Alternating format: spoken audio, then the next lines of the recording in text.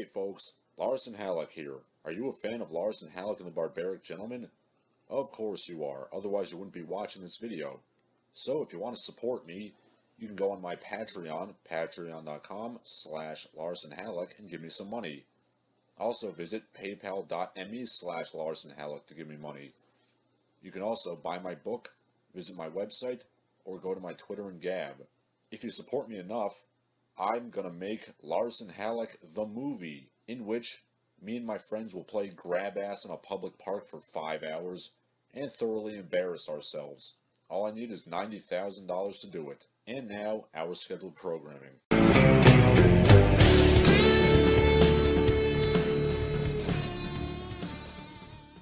Hey kids, Larson Halleck here with another rant.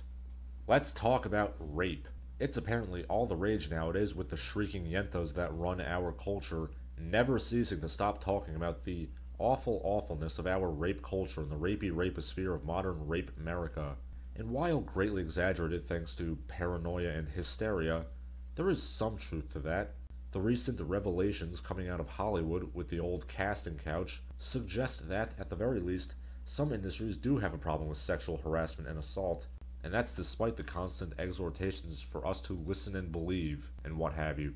And yet, despite all the hysteria over rape and how women are all terrified of it, they really seem to fantasize about it a lot. Yes, even in these enlightened times of strong, independent women, these same strong women flocked in droves to bookstores and movie theaters to enjoy works like 50 Shades of Grey, practically sliding on a mollusk-like mucus trail of sheer vaginal ejaculate.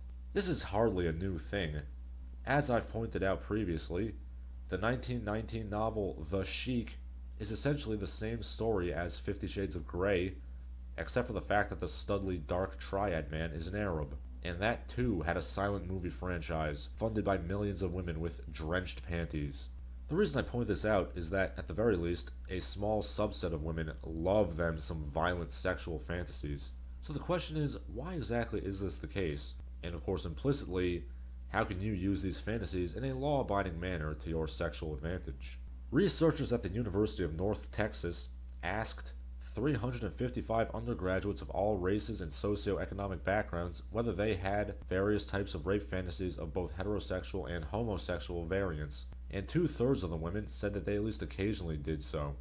Needless to say, neither I or any of my neo-masculine peers, despite allegations to the contrary, advocate the actual violation of a woman, nor do most men, period. So it's not likely that a woman who uses common sense and avoids shady and violent men will get raped. Thus, the old theory that the fantasies were merely sublimated desires to actually get raped is probably not true. In researching the issue, two explanations in particular seem to be quite prevalent in the various studies I read for this article. One being that rape fantasies tap into a woman's desire to avoid sexual blame, and the other that women enjoy being an object of desire by men. The former essentially states that women are shamed for feeling sexual desire and fantasizing about sex. Thus, they sublimate that patriarchal guilt into fantasies of being forced into it, allowing them to fantasize about getting plowed without feeling like a slut for wanting it. There may have been some truth to that as late as the 90s. I mean, what else were those trashy Fabio romance novels targeting? But I highly doubt this is the case nowadays. If the 21st century is said to be anything, it is not, in the West, a century that oppresses women's right to their sexuality. In fact, quite the contrary, they're flaunting it. So no, I don't think that the lumpy slatterns participating in slut walks feel guilty for having sexual fantasies. And let us not forget that in most cases, the people shaming women for being sluts are and always have been other women. Instead, I think the other explanation is much closer to the truth, that women like to imagine themselves as maddening objects of desire that drive men to acts of animalistic sexuality. I mean, women fantasize about having their bodices ripped rather than having the man politely ask to take it off, after all. In truth, I wouldn't be surprised if this was the root cause of the rape culture hysteria.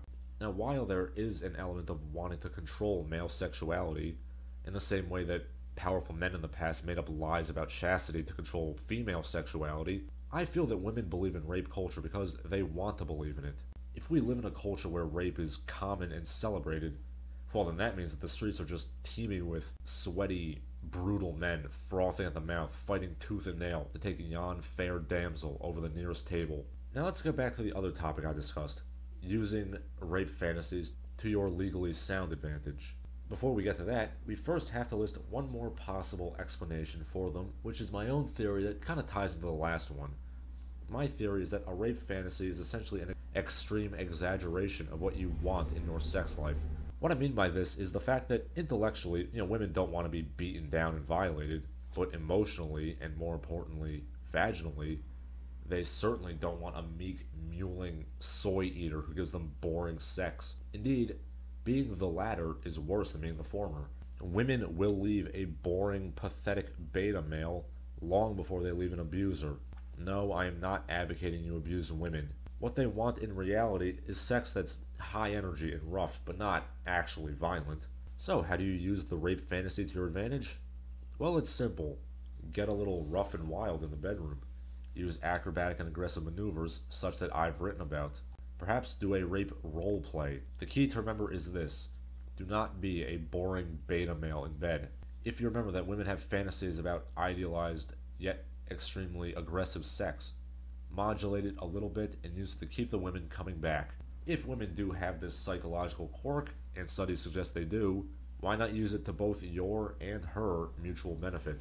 I'm Larson Halleck, and keep on training.